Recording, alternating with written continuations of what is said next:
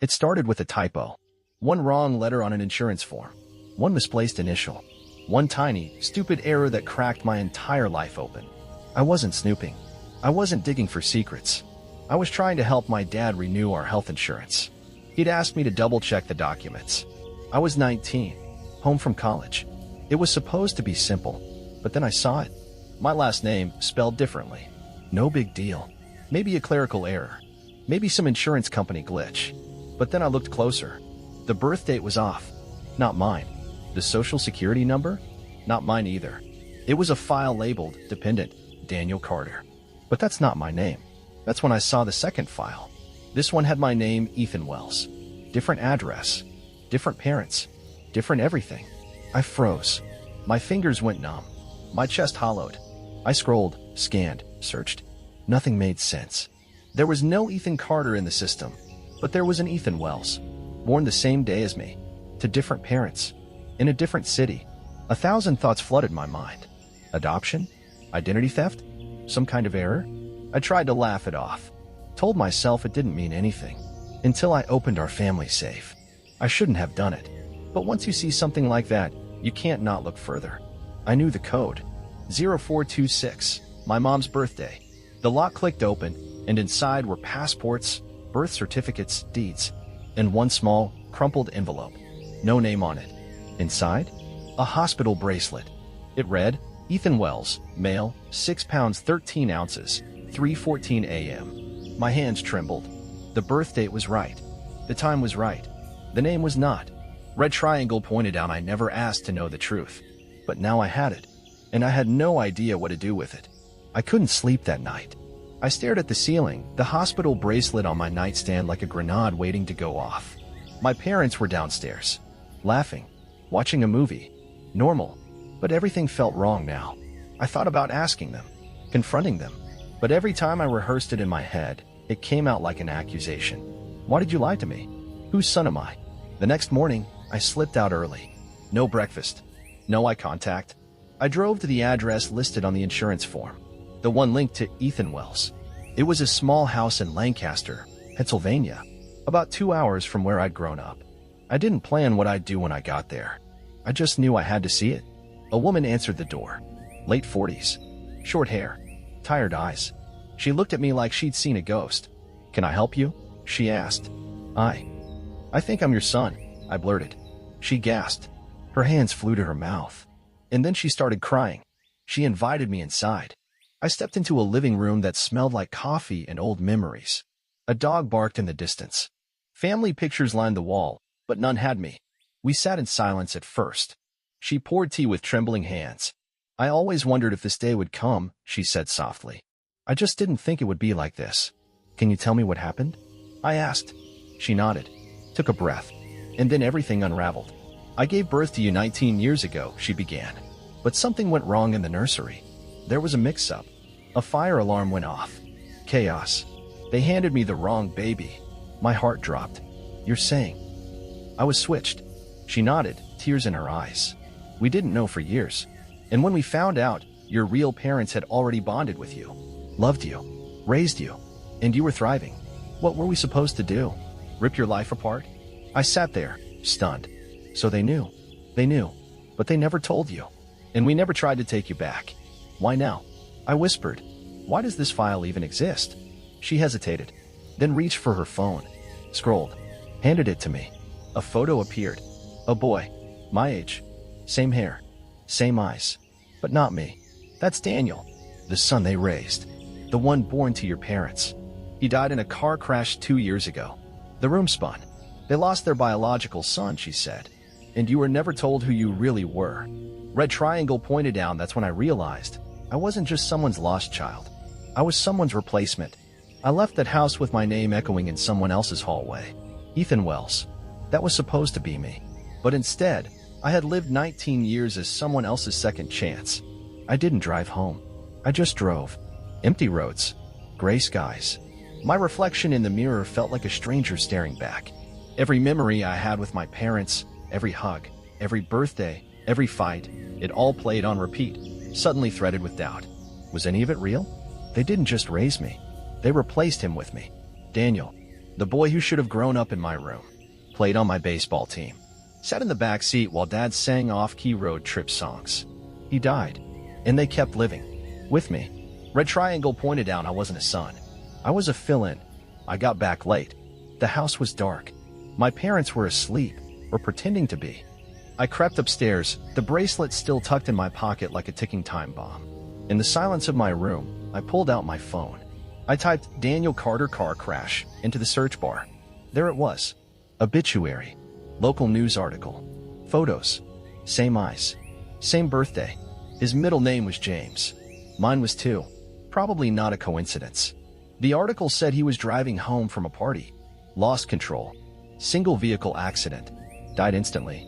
The funeral was private. I recognized some of the people in the pictures. My mother was in one of them, standing over a casket. Eyes swollen.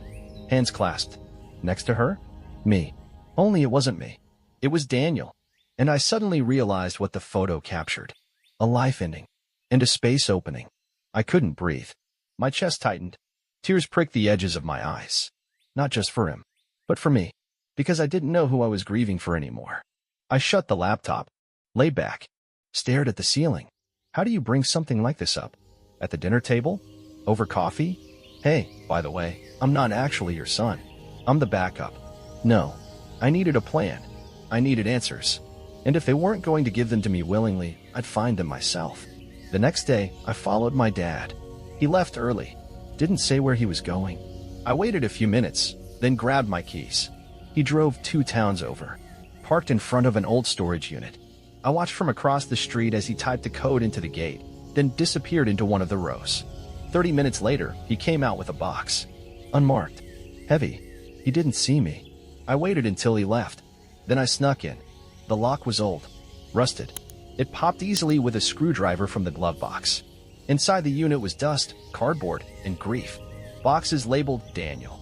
Baseball glove. School trophies. Sketches. Birthday cards. I sat on the cold floor, sifting through someone else's life. A life that should have been mine. And then I found the letter. It was addressed to me. To Ethan. Written in my dad's handwriting. If you're reading this, then you know. Red Triangle pointed out. I stopped breathing.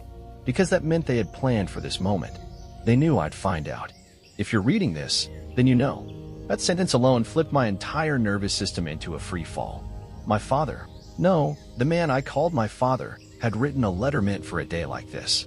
A day where I'd stumble into a version of the truth no one ever meant for me to see. It wasn't typed. It wasn't official. It was messy. Handwritten. Ink smudged from sweat or maybe tears. But the words were deliberate. I sat on the floor of that storage unit, surrounded by boxes labeled with a dead boy's name, reading words meant for a stranger. Ethan. If you're here, then something happened I hoped would never come. I always knew it might, but I prayed the weight of time would bury it. I prayed you would never feel the cracks beneath our lives. But if you're reading this, then those cracks have found you. And I'm sorry. I truly am. I paused, hands trembling. My throat felt like it had swallowed glass. The cold of the concrete seeped into my legs. Your name is Ethan Wells. That's who you were born as. That's the name given to you by your biological mother, Karen Wells. I'm sure you've met her, or found a way to. She is, by every right, your mother. But you were also our son. I say that not in a biological sense, but because you lived in our arms. You took your first steps in our kitchen. You called us mom and dad long before we earned the right. The truth is, Daniel died, and it broke something inside us. We weren't ready for the quiet. We weren't ready for the pictures without him. The birthdays with one candle missing. The silence of a room we could never bear to empty. Tears blurred my vision. But I kept reading. You were always close. Lancaster isn't far. When your mother brought you into the pediatrician for an ear infection, I was there. I saw you in the waiting room, laughing. Your laugh, it was the same as his. I know that sounds impossible, but grief does that. It sees patterns where there are none. But in your case, they were real. They ran your blood. We didn't take you. Not like that. There was no snatching, no courtroom, no begging. It was slow. It was letters. It was paperwork. Agreements. Desperation masked as opportunity. And one day, you were just ours. Not legally, not officially, but in every way that mattered. We never told you because we were afraid that if we gave you the truth, we'd lose you too. I stopped, closed my eyes. Let the pain wash through me. Because that sentence? That was the one that explained everything. They didn't raise me out of love. They raised me out of fear. The rest of the letter laid out more details about the custody shift, quiet conversations with Karen, doctor visits under pseudonyms, school applications filled out with forged birth certificates. Every memory I had was shadowed by something artificial. I put the letter back in the envelope and stood. The box around me looked smaller now, like it had shrunk under the weight of the truth. I didn't take anything else, just the letter and a framed photo of Daniel. I wanted to see the boy I'd been mistaken for. Back in my car, I stared at his face. We looked alike, not identical, but close enough to fool a world that didn't ask too many questions, or didn't want to. And then, something hit me. There was one person I hadn't talked to. My mother, the woman who'd raised me. I had questions only she could answer, and I wasn't going to let another day pass without hearing her say the truth out loud. When I got home, she was in the garden, kneeling, digging, planting, like nothing had happened. "Hey, Mom," I said. She turned, smiled. I held up the bracelet. She froze. I held up the photo of Daniel. She paled. Then I handed her the letter. She didn't speak as she read it, just sat down on the edge of the stone border, lips moving silently. When she finished, she looked up at me, eyes red, face older. "I wanted to tell you every single day," she said, "but I couldn't, because I loved you too much to risk losing you. And because I was selfish. I needed the truth," I whispered. "I know. And now?" I asked, "What happens now?" She looked out over the garden, and then she said something that cracked me again. "That depends, Ethan. Do you want to be ours? Or do you want to be his?" I didn't answer, because the truth was, I didn't know. Red triangle pointed down. I wasn't trying to choose between two families. I was trying to find myself in the space between them. Do you want to be ours? Or do you want to be his? Those words didn't leave me. They stuck to the insides of my head, repeating in my mother's voice like an echo that refused to fade. That night, I didn't sleep. Again. Instead, I sat in the dark in the hallway outside my bedroom. The door was cracked just enough for me to hear the quiet rhythm of my mom and dad breathing. I wondered if it had always sounded like that, steady and even, or if I had only just started noticing it now, because everything else had become so loud. I opened my phone. I stared at the contact, Karen Wells, and I pressed dial. "Ethan." Her voice was cautious, hopeful, like she'd been waiting for that call every day since I walked out of her house. "Hi," I said, swallowing the lump in my throat. "I wasn't sure I'd ever hear from you again." "I wasn't sure either." Silence. "I want to meet again," I said. "But this time, I have questions." "Anything," she whispered. We met at a park just outside her neighborhood. Neutral ground. Safe. She brought a photo album. "Do you remember this?" she asked, pointing to a picture of a baby. Me, I guess, wrapped in a light blue blanket. "No," I said honestly. She smiled sadly. "You were 2 weeks old. You had colic. You screamed for hours. I didn't sleep for 3 days. But then, one night, you just stopped. You curled up on my chest and slept like you trusted me completely, like I was your entire world." I felt my throat tighten. "Why didn't you fight harder to keep me?" Tears welled up in her eyes. "Because I didn't want to rip you away from the only family you knew. I thought they'd tell you. I thought, one day, we'd all sit down together. That we'd share you." She looked away. "But they didn't. And I lost my son. Twice." I didn't have an answer to that. There wasn't one. Karen invited me inside. I hesitated, but I went. The house smelled like cinnamon and dust. Familiar and strange. There was a room, still set up like a nursery, frozen in time. Photos of me, or the baby me. My name on the wall. Blocks. A stuffed bear with worn fur. "I kept it this way," she said, "even after I knew you were gone for good." I ran a hand along the crib's railing. My chest ached. "Why did they name me Ethan too?" I asked. "They didn't. That's your name. They kept it. It was the only thing they didn't change." The next few weeks blurred into visits, awkward dinners, conversations that felt like reading chapters of a book I'd forgotten I'd written. Karen told me about my biological grandparents, my uncles, cousins, a family tree I'd never known I had. And the more I learned, the more I wondered, if I had grown up with them, who would I be? Would I be happier? Would I feel more whole? Would I even miss the people who raised me? It was an ugly question, but it was real. Back home, things were cold. Not cruel, just cautious. My parents, my other parents, tiptoed around me like I was a vase on the edge of a shelf. I couldn't blame them. They knew I'd changed. They knew the truth had burned something in me that couldn't be unburned. One night, I walked into Daniel's room. I hadn't been in there since I found the letter. Everything was untouched. A shrine, posters on the wall, dust on his desk, a baseball glove with his name stitched inside, and beside his bed, a journal. I picked it up. I shouldn't have read it, but I did. What I found inside didn't just change everything. It explained everything. Because the last entry, scribbled and messy, dated 2 days before his accident, said this. They keep looking at me like they're waiting for something. Like I'm supposed to fix something I didn't break. I don't think I'm enough for them anymore. I think they wish I was someone else. Red triangle pointed down. That's when I realized maybe I wasn't the only replacement in this story. The journal changed everything. Not because it revealed something new, but because it proved what I had always tried not to believe. Daniel was breaking before he ever died. I thought the only tragedy was that he was gone, but maybe the bigger one was that he'd been fading even while alive. His handwriting was uneven, like he was writing fast, or scared, or both. Pages were missing, torn out. What remained painted the portrait of a boy trying to outrun a version of himself he never asked to become. They say I'm quiet, but I'm not. I just don't want to speak if no one listens. Some days I think they love the memory of me more than the real me. Why do I feel like a stranger in my own family? Each sentence hit like a hammer. I stayed up reading the journal cover to cover, and by the time the sun rose, I knew what I had to do. I couldn't keep floating between 2 names, 2 lives, 2 families. Not if I wanted to survive this. I needed answers. And this time, they had to come from someone who never got the chance to speak. Daniel. I drove to the cemetery. I hadn't been there before. My mom never talked about it. My dad never suggested it. But I found it easily. A flat stone. Simple. Daniel James Carter. 2003 to 2018. Forever Our Light. I sat next to the grave, cross-legged, the journal in my lap. I don't know if you'd hate me or understand me, I said out loud. But I think we're both stuck. You in the ground. Me in your name. The wind stirred the trees. Birds chirped, indifferent. I read one of his entries aloud. I saw a boy today. At the pharmacy. We had the same eyes. Same scar on our chin. I don't know why, but I got this feeling like we were linked. I froze. He saw me. He knew something was off. I flipped through the pages, looking for more. And there it was. A drawing. 2 boys, standing back to back. One smiling. One crying.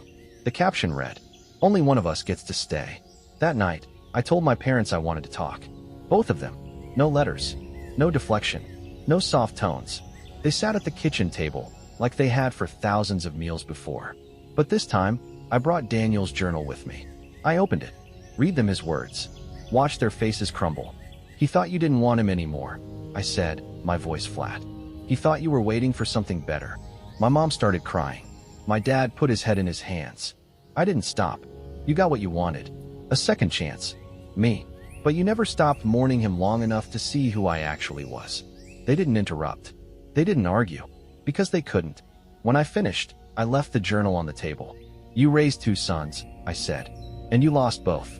One by accident. The other because you tried too hard to forget the first. And I walked out. I didn't go to Karen's that night.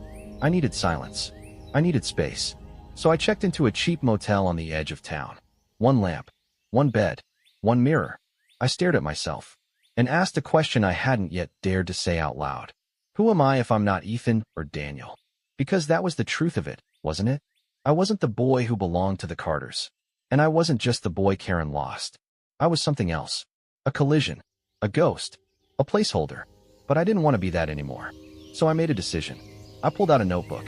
Wrote a name. Eli James. Not Ethan. Not Daniel. Just Eli. A name I chose.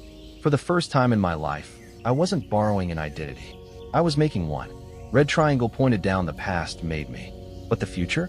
That would be mine. I signed it 3 times. Eli James. On the motel notepad. On a napkin. On my arm with a pen. Each time, the letters felt more mine. Not the name they gave me. Not the name they grieved. Mine. I didn't need legal documents to feel it. I didn't need a court order. I just needed to believe it when I said it out loud. I spent the morning writing letters. 1 to Karen. 1 to the Carters. 1 to Daniel. I didn't plan on sending them. Maybe I would. Maybe not.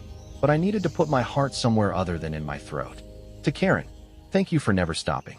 For waiting. for remembering me as more than a ghost. I may not come back tomorrow or next week, but I want to know you, truly, not as the woman who lost me, but as the woman who saw me. You were never just a chapter in my story. You were the first page.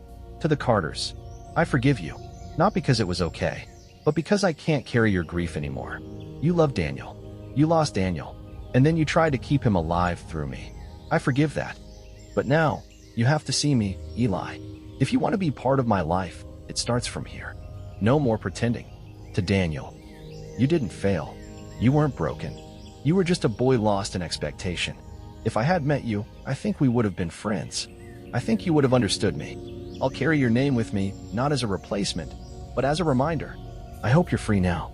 I went home the next evening, not because I wanted to, because I was ready. The Carters were sitting at the kitchen table. Same spot, different tension. I walked in, quietly, put the letters on the table, sat down. I'm not here to fight, I said. I'm not here to accuse. I just want to tell you where I stand. They nodded, silent, listening. I'm changing my name, I said. Not legally yet, but personally, emotionally. My name is Eli James. Not Ethan. Not Daniel. Eli. My mom started to cry. This time, it wasn't pain. It was release. Eli, she said, trying it out. It's beautiful. My dad swallowed hard. It suits you. I'm not erasing you from my life, I added. I'm just finally stepping into it. And then I said something I never planned to say. I want you both there if I ever do the paperwork. If I ever make it official, but only if you come as yourselves, not as people trying to turn me into someone else. They both nodded. That was all I needed. The next day, I walked to the river behind the cemetery. I had Daniel's journal in my backpack. I pulled out a pen, and on the last page, I wrote, "He was loved. He was lost, but he is not forgotten, and neither am I." I closed it, buried it beneath the tree, a memorial for both of us. Weeks passed. Things didn't magically heal. That's not how life works. Karen and I met every other Sunday. We talked, shared, grew. The Carters gave me space, but slowly, they began to learn me again.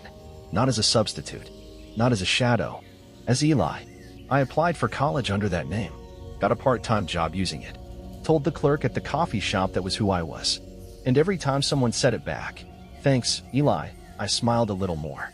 Not because it was perfect, but because it was mine. Red Triangle pointed out in the end, I wasn't the story they told, or the silence they kept. I was the sentence I chose. Eli James. Not their son, not their ghost. Just me.